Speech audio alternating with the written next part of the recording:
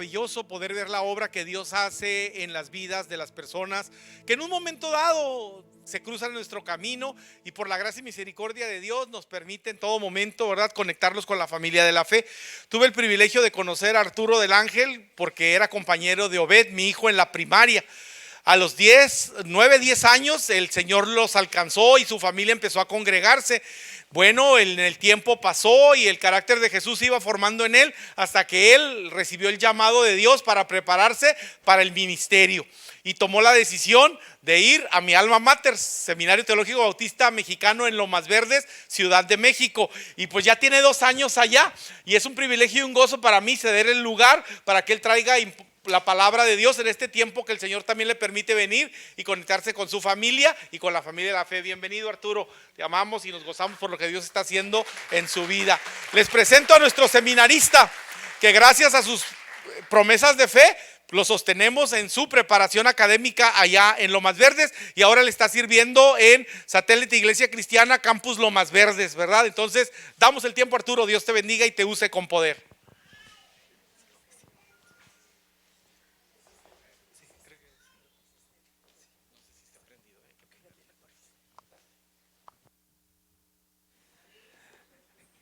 ¿Qué tal, iglesia? Buenos días todavía.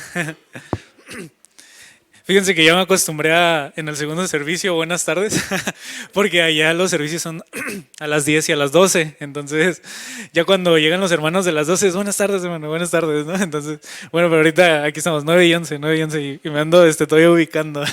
Pero bueno, buenos días, es un privilegio, un honor para mí el poder compartir la palabra de Dios con ustedes. ¿Y qué les parece si oramos antes de iniciar?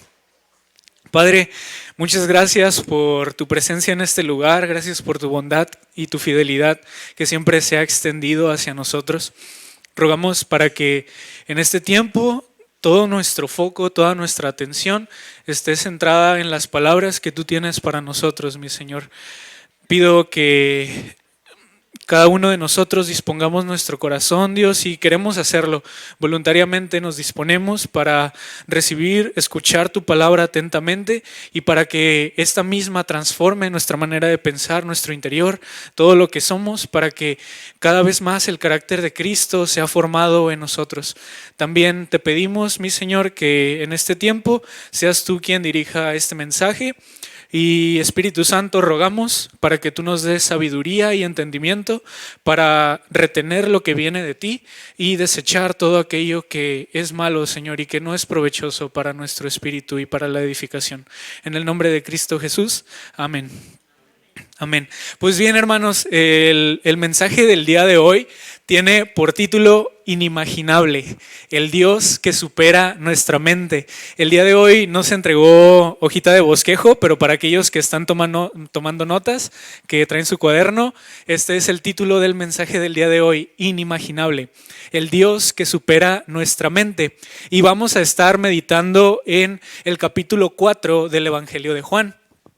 Pero antes de entrar de lleno en el pasaje, me gustaría hacerles esta pregunta, porque no sé cuántos de ustedes tengan como tiempo habiendo conocido de Dios, no sé cuánto tiempo tengan viniendo a una iglesia, o sea, todo esto, porque veo muchas caras nuevas y eso me da, la verdad, mucho gusto. Estoy muy agradecido con el Señor por la obra que está haciendo aquí en Sinaí, que pues como ya lo dijo el pastor, es la iglesia que me vio nacer prácticamente en el Evangelio. O sea, gracias a Dios yo tuve la oportunidad de conocerle en este lugar y el hecho de ahora poder compartir la palabra y el hecho de ver qué gente se está añadiendo a esta familia, la verdad que me produce mucha alegría en el corazón.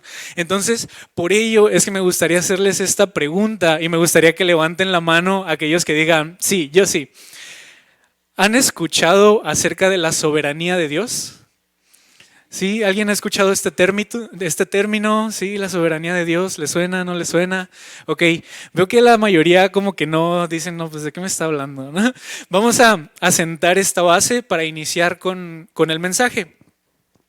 Muy bien, dentro del estudio de la teología, hermanos, hay un campo que se encarga de estudiar o de dar a conocer más bien a la humanidad los atributos de Dios. es decir, todo aquello que pertenece a su carácter, a su esencia, a su manera de ser, podríamos decir a su personalidad, pero creo que más bien a él le quedaría su divinidad, ¿no? Entonces, este campo de la teología estudia o se encarga de dar a conocer a las personas los atributos de Dios. Algunos atributos o características de Dios es que Él es, por ejemplo, eterno. Él no tiene un principio y no tiene un final. También Él es todopoderoso. Él puede hacer lo que Él quiera. También otra de sus características es que Él es un Dios justo, no le gusta la parcialidad. También es un Dios de amor, Él es amor, dice su palabra. Y como estas características podemos encontrar muchas a lo largo de las Escrituras. Y dentro de estas cualidades o estas características de la esencia de Dios se encuentra su soberanía. Creo que todos hemos escuchado el término soberano. Un ejemplo, y creo que de los más comunes, ¿no? Los vimos quizás en nuestras clases de primaria, de secundaria, es que los países, la mayoría de los países son países soberanos. México es un país soberano. ¿Eso a qué se refiere? A que México se rige por sus propias leyes, tiene su propio gobierno establecido y no depende de un gobierno de un país extranjero. México se rige por sus propias leyes. Esto es la soberanía. Entonces, ¿a qué se refiere la soberanía de Dios? Pues bien, déjenme hacer esta lectura rapidito. Y dice lo siguiente: la soberanía de Dios es su derecho y poder supremo para gobernar sobre toda la creación, haciendo que su voluntad se cumpla en el cielo y en la tierra, controlando cada evento y nación y siendo absoluto en autoridad. Algunas características clave de la soberanía de Dios. 1. Control absoluto. Dios reina sobre todo y sus planes no pueden ser impedidos por hombres o demonios, ni por nada creado. 2. Autoridad suprema. Él es el Rey de Reyes y Señor de Señores, con poder omnipotente para levantar y derribar reinos. 3. Propósito y plan. Todo lo que sucede es provocado o aprovechado por Él para cumplir con su plan. Y en esto me gustaría hacer una pequeña aclaración, hermanos. ¿Por qué razón? Porque no todo lo que ocurre en la tierra es voluntad de Dios. Ahí hasta algunos me voltearon a ver, así que, ¿qué? No todo lo que ocurre es voluntad de Dios, hermanos. El pecado no es voluntad de Dios. El hecho de que hubiera maldad en la creación no era la voluntad de Dios. Sin embargo, porque Él permitió que nosotros fuéramos libres para decidir, es que la maldad vino al mundo. Entonces, Dios, no todas las cosas que ocurren en la existencia son voluntad de Dios. Sin embargo, como Él es infinitamente sabio, Él sabe aprovechar lo malo para cumplir con sus propósitos y con sus planes. Y de esto habla el apóstol Pablo en Romanos, que Él dispone todas las cosas para el bien de aquellos que le aman. Dios puede provocar cosas que son su voluntad, pero también puede aprovechar aquellas que no son su voluntad para cumplir con sus planes y con sus propósitos. Sé que esto nos puede causar un shock mental en algunas personas. A mí me ocurrió cuando me empezaron a enseñar todo este tipo de detalles, ¿no? Y pueden surgir preguntas y todo esto, pero créanme que aquí hay personas bastante capacitadas para cualquier duda que tengan al respecto, hermanos. Tengan la seguridad de ello. Bueno, avancemos. También hay compatibilidad con la libertad humana. Un poco de lo que les comentaba hace un instante. Aunque Dios es soberano y Él gobierna sobre todo, la Biblia enseña que los humanos tenemos libertad para tomar decisiones. Somos responsables por nuestros actos, por todo aquello que hacemos. Y esto es parte de la voluntad de Dios. Era su voluntad que nosotros fuéramos libres para tomar decisiones, aunque estas decisiones, las decisiones que tomamos, no siempre son lo que a Él le agrada.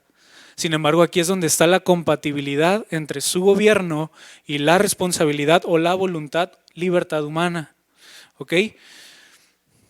A Dios no es siempre voluntad de Dios las decisiones que tomamos, pero sí es su voluntad que nosotros seamos libres para decidir. ¿Ok? ¿Queda aquí todo claro? Todo bien, excelente. Y por último, otra característica respecto a la soberanía de Dios, su manifestación a través del amor. Su soberanía se muestra en su amor y su gracia, como en el hecho de haber entregado a su Hijo para la redención de la humanidad, demostrando que Él no es indiferente al sufrimiento humano.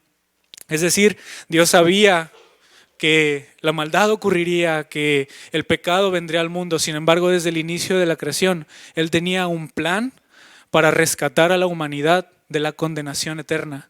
Y este era enviar a su Hijo Cristo Jesús para pagar por nuestros pecados, para que ahora el precio de nuestro pecado fuera pagado por medio de su obra en la cruz.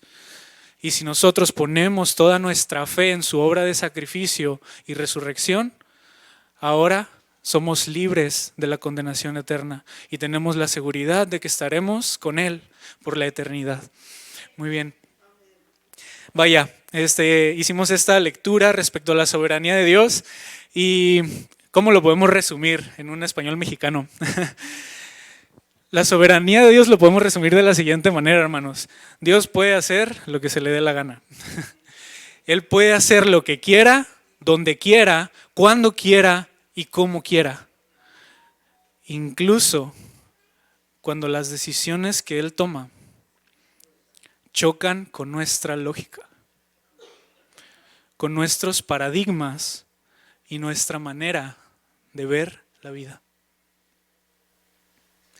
El capítulo 4 de Juan es un ejemplo claro de esta realidad y a través de él veremos todo lo que Dios es capaz de hacer por nosotros, extendiendo su amor más allá de nuestra comprensión y hasta superar cualquier cosa que podamos imaginar. Dios es inimaginable. Y vamos a ver el primer aspecto respecto al hecho de que Dios supera y trabaja más allá de lo que nosotros imaginamos. Este es el primer punto para aquellos que están tomando notas. Dios atraviesa el camino incruzable. Vamos a darle lectura a los versos 1 al 4 de Juan 4. Dice de la siguiente manera: los fariseos se enteraron de que Jesús hacía más discípulos y bautizaba más que Juan, aunque en realidad no era Jesús el que bautizaba, sino sus discípulos. Cuando Jesús lo supo, salió de Judea para volver a Galilea. En su viaje le era necesario pasar por Samaria. Ok, vamos a tratar de ponernos un poquito en contexto respecto a lo que ocurre en estos versículos, hermano. Dice que Jesús se encontraba en la región de Judea, es decir, Jesús estaba en la parte sur de la tierra en donde él habitaba, ¿no? Él estaba en la parte sur y él se iba a dirigir hacia Galilea, es decir, iba hacia el norte. ¿Ok? Es como, si lo ponemos en nuestro contexto, es como si Jesús estuviera en Ensenada y iba para Tecate. Y dice que para hacer ese viaje le era necesario atravesar Samaria. Samaria estaba en la región del centro, por así decirlo. Entonces, vaya, para poder atravesar y llegar a Galilea, pues era necesario pasar por esta región central que era Samaria. Sin embargo, hermanos, el verso 4 nos enfatiza que esta necesidad se veía impedida por una razón. Y es que Samaria era un camino que los judíos no atravesaban debido a diversas razones. Los judíos no pasaban por la región de Samaria, ellos preferían rodear. Es como si en vez de irme de Ensenada a Tecate agarrando carretera, ¿no? Que pues es la vía más rápida y no sé, por la cuota para llegar más rápido. En vez de hacer eso, es como si yo agarrara un barco y me voy a playas de Tijuana y ahora sí de ahí llego a la región de Tecate. los judíos preferían hacer todo este traslado que pasar por la región de Samaria, que era la ruta más corta. Pero había motivos detrás de esta decisión que ellos tomaban. Primeramente, había razones históricas. Después de la muerte del rey Salomón, en tiempos del Antiguo Testamento, la nación de Israel se dividió en dos. Israel, que era el reino del norte, con la capital en Samaria, y Judea, que era el reino del sur, con la capital en Jerusalén. Es decir, Israel ya no era un solo pueblo, ahora eran dos, como dos naciones, ¿no? Como si un país se dividiera a la mitad. Y ahora Israel era una parte y Judea era otra parte, eran dos reinos distintos. Cuando Asiria conquista el reino del norte, es decir, la región de Israel, muchos israelitas fueron deportados, es decir, fueron sacados de sus tierras y la región fue repoblada por personas extranjeras. Es decir, que en Israel ya no había solamente israelitas, ¿no? Es como si a México, no sé, nos sacan a la mitad de los mexicanos y meten de todas partes, ¿no? Empiezan a meter americanos, brasileños, etcétera. Ya había gente de otros países, de otras naciones. Y a partir de que estas personas extranjeras llegan a la región, los israelitas se comienzan a mezclar con ellos, se empiezan a emparentar, se casan, tienen hijos, etcétera. Y esto fue algo que Dios prohibió desde el inicio, cuando le entrega la ley a Moisés. Dios le dijo a Israel: tú no te vas a emparentar, no te vas a mezclar con naciones extranjeras. ¿Pero por qué razón? Porque Dios sabía que cuando estos se emparentaran, las personas extranjeras iban a traer dioses paganos, iban a traer idolatría a la nación de Israel, y Dios los estaba cuidando de esto. Dios quería que solamente le adoraran a Él como el verdadero y el único Dios. ¿Para qué razón traer un Dios ajeno si ni siquiera existe? Dios estaba tratando de cuidarlos. Sin embargo, debido a que se repoblaron estas regiones, ya los israelitas empezaron a mezclar.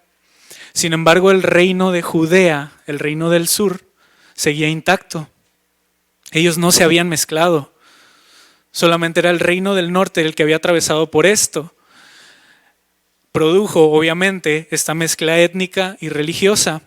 Y para los judíos, los israelitas, que ahora les llamaban samaritanos, eran mestizos, no solamente de sangre, sino, más grave aún, en su fe. Ya no adoraban solamente a Jehová, sino que rendían culto a otros dioses. Entonces había una razón histórica por la cual los judíos no atravesaban por Samaria. También había razones culturales y sociales. Impureza. En el siglo I, en los tiempos de Jesús, el contacto con samaritanos era visto como contaminación o impureza ritual. Es decir, que si los judíos tenían contacto o se relacionaban con los samaritanos, no podrían ejercer su culto, no podrían llevar a cabo los sacrificios, no podrían ir al templo de Jerusalén para adorar a Dios, no podían entrar en las sinagogas para escuchar las enseñanzas, etcétera, etcétera. Entonces había una razón cultural y social también por la cual los judíos no atravesaban Samaria. Por eso es que muchos judíos preferían rodear Samaria, cruzando el río Jordán y atravesando la región de Perea, aunque este camino fuera más largo y peligroso. Sin embargo, el versículo 4 nos muestra que a Jesús le era necesario pasar por Samaria. Y era necesario en el idioma original en el que fue escrito. No indica una necesidad geográfica de decir, pues llegamos más rápido, ¿no? No era una necesidad geográfica, sino necesidad divina. Jesús tenía un propósito por el cual atravesar esa región. No era solamente para cortar el camino, iba con un propósito en mente, un propósito divino. A través de esta acción, Jesús rompe con barreras étnicas entre judíos y samaritanos. Aquellos que no se podían mezclar o que no querían mezclarse, Jesús decide atravesar esa región, ese camino. Y los judíos evitaban atravesarlo por odio histórico, como ya vimos, por la ruptura religiosa y por el prejuicio ritual. Pero Jesús pasa por Samaria porque el propósito del Padre es más grande que las fronteras humanas. Con esta acción, Jesús no solo atravesó Samaria, Jesús atravesó el prejuicio y rompió con él. Y ahora quizás podrás preguntarte, bueno, ¿y esto qué significa para mí, no? Muy padre tu explicación, pero pues ¿qué tiene que ver conmigo, como el meme, ¿no? ¿Qué tiene que ver con el calentamiento global? ¿Esto qué significa para nosotros, hermanos? Significa algo mucho más de lo que podemos imaginar. Y es que Dios es capaz de atravesar los caminos incruzables por llegar a nosotros. En el Antiguo Testamento hay un libro que se llama Oseas. Y este libro relata una historia en la cual Dios le habla a un profeta llamado Oseas y le dice: ve y cásate con Gomer, una prostituta, y ámala, porque a través de tu matrimonio yo haré que la nación de Israel entienda cuál es mi amor por ellos.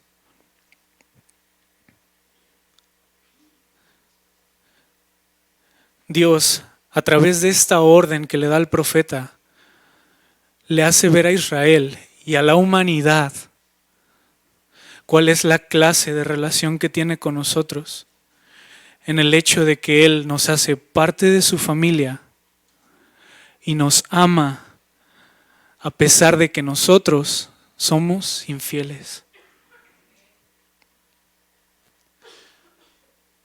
Nosotros le podemos dar la espalda a Dios muchas veces, pero Él va a permanecer fiel por siempre, porque es su naturaleza. Dios es íntegro y no se va a negar a sí mismo. Él es fiel por la eternidad y a pesar de nosotros, Él decide tomarnos como parte de su familia, como su posesión, y ser fiel a nosotros a pesar de nuestra infidelidad. La historia continúa y resulta que Gomer, ya en medio del matrimonio y todo esto, pareciera que era necesidad para ella el vivir la vida a la que estuvo acostumbrada, porque en un momento se separa, deja la casa de Oseas y regresa a la vida de prostitución. Y en el momento en el que ella vuelve atrás, sus circunstancias son peores, porque ya no solamente es una prostituta, sino que Oseas la encuentra en un mercado de venta de esclavos.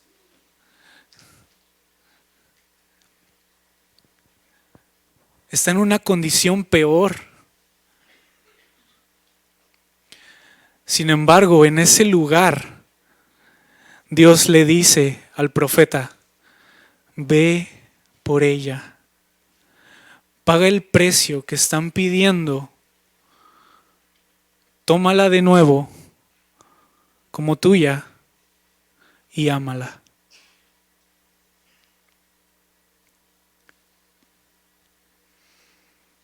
Dios es capaz de atravesar los caminos incruzables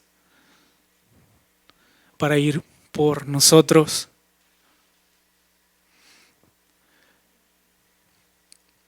¿En dónde te encuentras?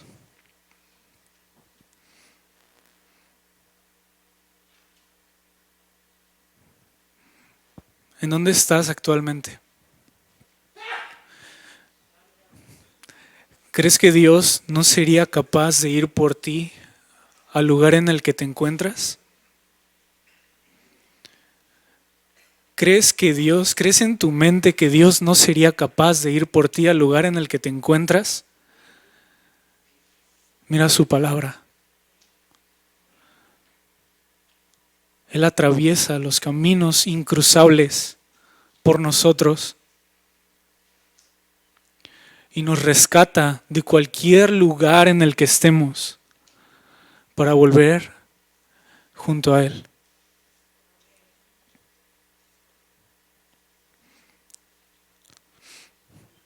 Dios atraviesa el camino incruzable.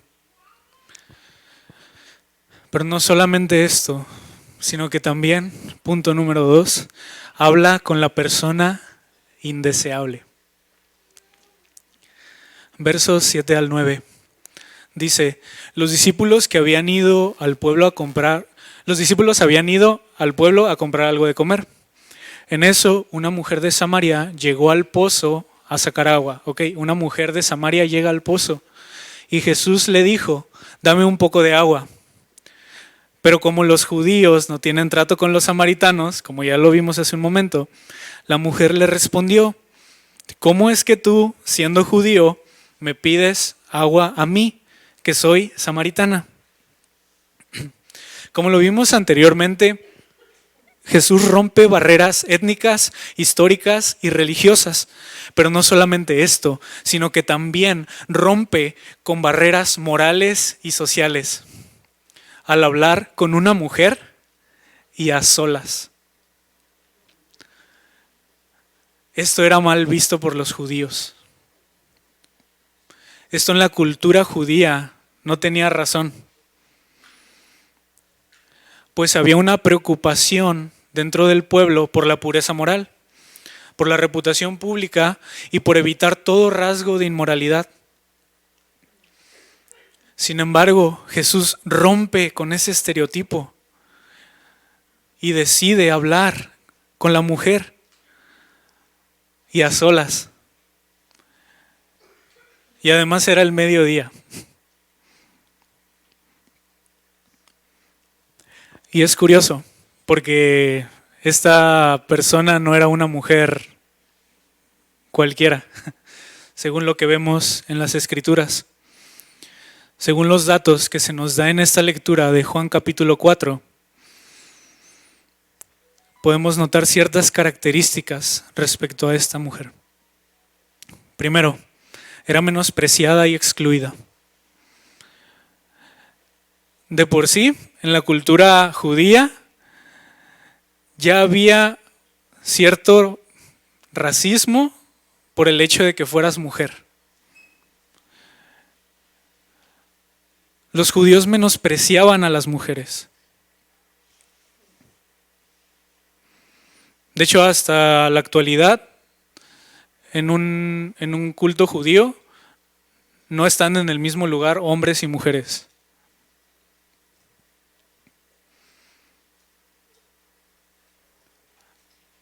Hay un menosprecio hacia la mujer. Sin embargo, esta mujer no solamente era menospreciada por esta realidad, y no solamente era menospreciada por los judíos, porque recordemos, la mujer era samaritana. Esta mujer también era menospreciada y excluida por los de su propio pueblo. ¿Por qué razón? Ella se encontraba a mediodía yendo por agua.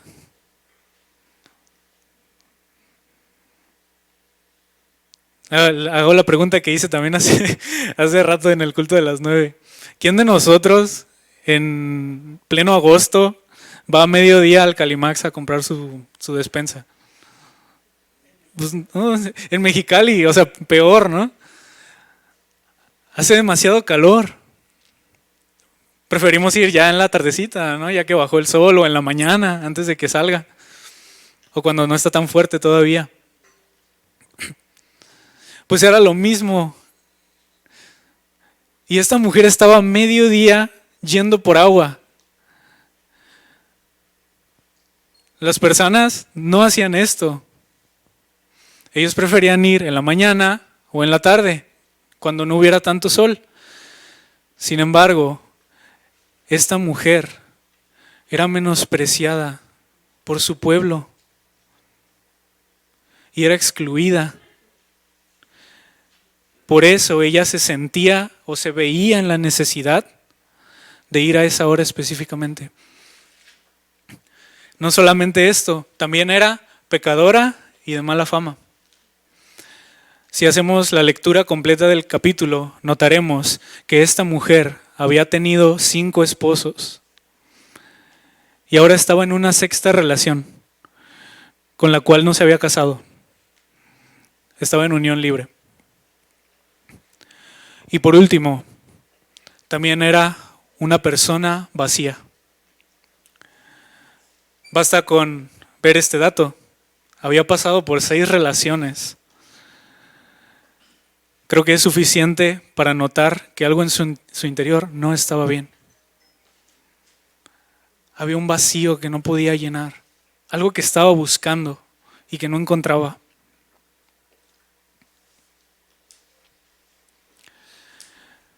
Sin embargo, Jesús tenía un propósito divino. Jesús fue directamente y le era necesario atravesar por Samaria para encontrarse con ella. Y a esta mujer, menospreciada, excluida, pecadora, de mala fama, vacía en su interior, a esta persona es a la que Jesús se revela por primera vez como el Mesías, el Salvador de la humanidad. La eligió a ella. ¿Por qué? ¿Que no había personas mejores? Dios fue por ella. Y a ella fue la primera persona a la que le contó: yo soy el Salvador.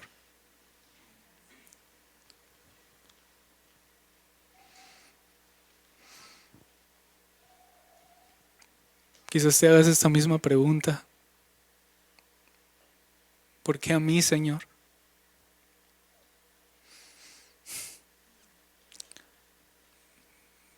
¿Por qué me elegiste a mí? ¿No había alguien mejor?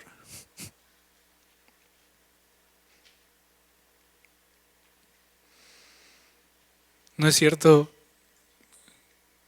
que al menos una vez nos hemos sentido la persona indeseable?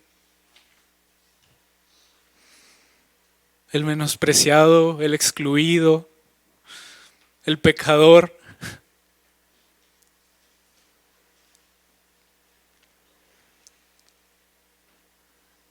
Esta historia nos muestra que no importa lo que hayamos hecho, ni cómo nos sintamos al respecto, Dios va por nosotros y nos demuestra que para Él tenemos valor, pues fuimos hechos, creados a su imagen y a su semejanza. Destellos del Dios eterno brillan en cada uno de nosotros. Y es su deseo hacernos parte de su familia. Porque no es voluntad de Dios que ninguno se pierda, sino que todos procedan al arrepentimiento. Él quiere hacernos parte de su familia.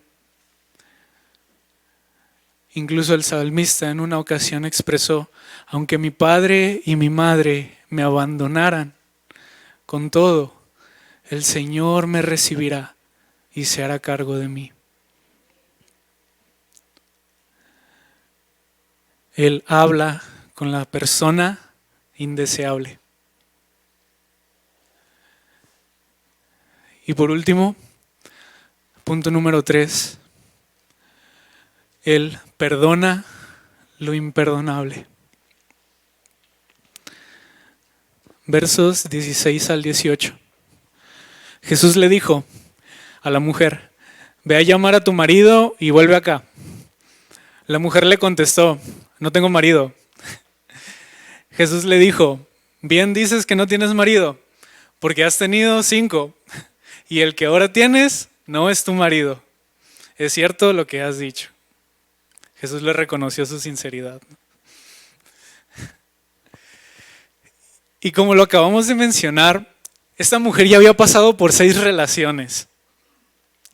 Sin embargo, en el momento en que Jesús se revela a ella como el Salvador del mundo, la Escritura relata que dejó su cántaro ahí tirado en donde estaba y corrió de regreso a su pueblo para decirle a todas las personas: vean a este hombre, vengan a verlo. Él me ha dicho todo lo que he hecho a lo largo de mi vida. ¿No será este el Mesías? Esta pregunta, hermano, ¿no será este el Mesías? No es una pregunta que ella puso o planteó en plan de duda. No es que ella tuviera dudas. Ella estaba planteando una pregunta retórica. No invitaba al escepticismo, invitaba a despertar la curiosidad en la mente de las personas para que ellos fueran a ver a Jesús y comprobaran por su propia cuenta que Él era el Salvador. No era una pregunta llena de dudas, era una pregunta llena de convicción.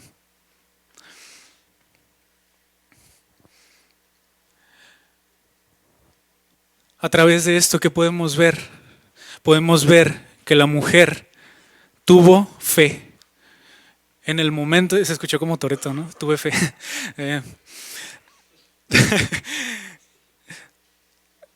La mujer tuvo fe en ese instante. Creyó en las palabras de Jesús y en lo que Él le decía: yo soy el Salvador del mundo.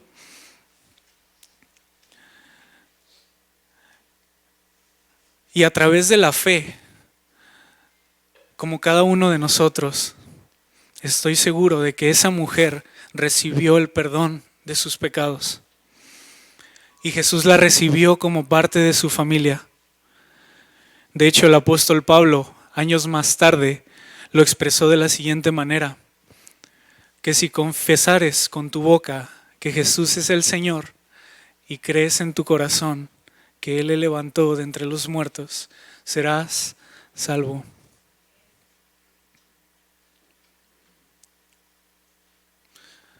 Por medio de la fe, esta mujer recibe el perdón de sus pecados y la seguridad de que estará con Jesús, con Dios, por la eternidad. Y esta realidad es para cada uno de nosotros.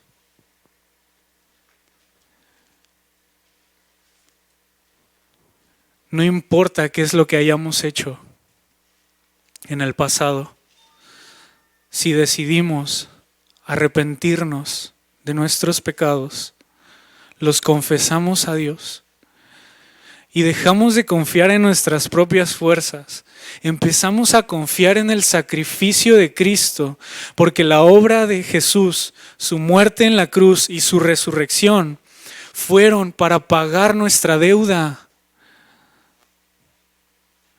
Fue para pagar todos los pecados que habíamos cometido. Teníamos que ser condenados por nuestros pecados, pero Jesús toma el castigo y dice: yo pagaré por ellos.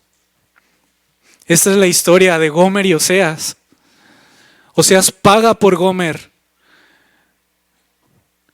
Jesús paga por nosotros, para que ya no tengamos que pagar lo que merecíamos. Si ponemos nuestra fe, nuestra confianza plena en la obra de Cristo Jesús, tendremos la eternidad con Él. Estaremos para siempre habitando en su presencia. Si ponemos nuestra fe en Él, ya no hay infierno para nosotros. Tenemos la seguridad del cielo. Y no es por lo que hacemos nosotros, es por lo que Jesús hizo una vez y para siempre. Suficiente fue su sacrificio para pagar por cada uno de nuestros pecados. ¿Qué has hecho que crees que no tiene perdón?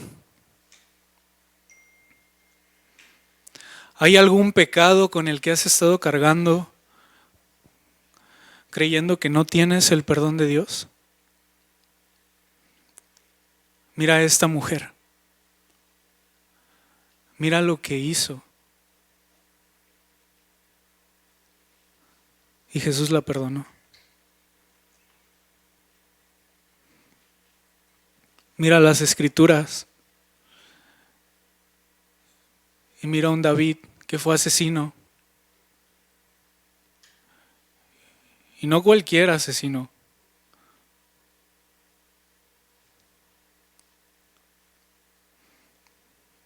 Mira a un David que fue adúltero.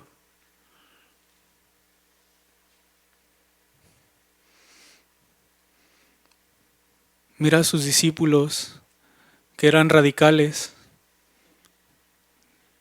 similares a lo que podríamos llamar hoy el ejército zapatista de nuestro México.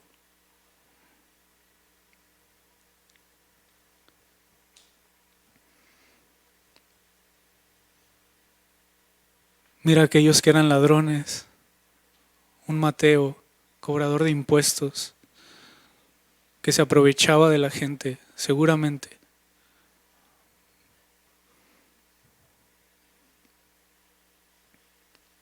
Mira las Escrituras y mira que a todas esas personas Dios las hizo parte de su familia. Porque Dios nos toma como somos, pero no nos deja como somos. Nos ama demasiado como para que sigamos caminando ese mismo camino.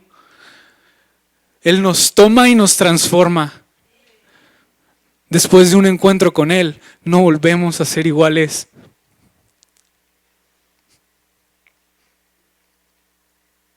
Pero no se trata de nosotros, como lo cantamos hace un momento, se trata solo de Cristo. Él es quien hace la obra.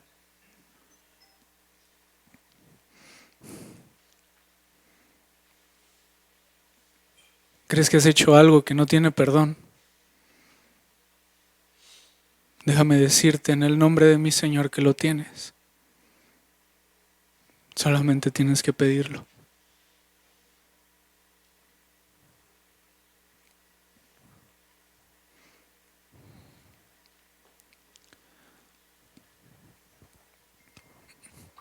Como lo vimos a través de esta porción de la Escritura, Dios trabaja muy por encima de nuestra realidad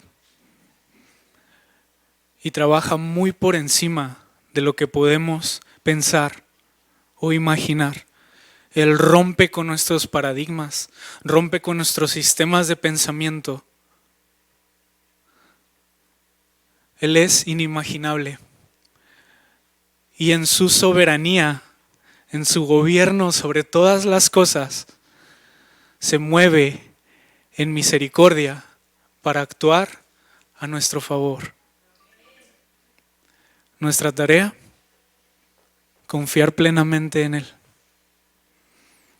Dejarnos caer de brazos en la seguridad de que Él, que comenzó la buena obra, no descansará hasta perfeccionarla. Confiar en Él y recibir el amor que Él nos ha extendido para que este mismo sea el que se encargue de transformar nuestro interior. No sé si te sentiste identificado con alguno de los aspectos que se tocaron en este mensaje. Si crees que estás en un lugar que Dios no estaría dispuesto a atravesar. Si te sientes una persona indeseable, menospreciado, excluido. ¿O crees que has hecho algo que no tiene perdón? Pero el día de hoy Dios está hablando, tocando a la puerta de nuestro ser, de nuestro corazón, y diciéndote a ti personalmente, por ti estoy dispuesto a cruzar el camino incruzable. ¿Te sientes indeseable? Yo quiero hablar contigo. Ven.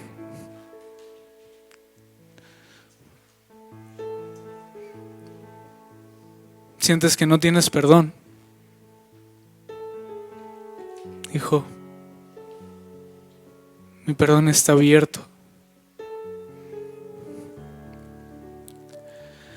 Si este ha sido o es tu caso, tu situación, te invito a que te pongas de pie y a que juntos extendamos una oración a nuestro Señor.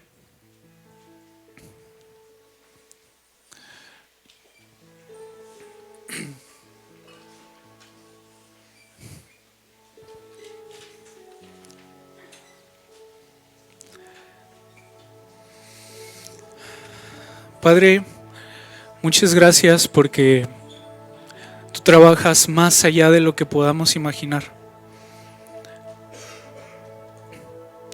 Tú obras más allá de nuestro entendimiento y tu realidad no es nuestra realidad.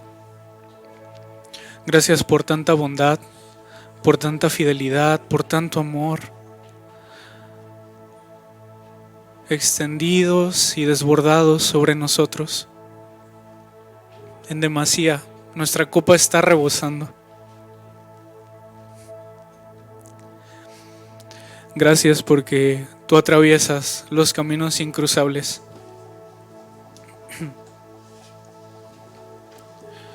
Tú hablas con las personas indeseables, entre comillas. Y tú perdonas aquello que creíamos imperdonable. Hoy queremos recibir tu amor. Queremos recibir tu amor en nuestro corazón, en nuestro interior, en nuestro ser. Queremos darte disposición para que tú transformes nuestra manera de pensar. Nos permitas ver el mundo como tú lo ves. Y que tu amor sea el que nos guíe al verdadero arrepentimiento, Señor. Que sea tu bondad la que nos guíe a la verdadera transformación y a dar el fruto que tú esperas que demos. Gracias, Padre. Alabamos tu nombre y te agradecemos por tanto. En Cristo Jesús. Amén.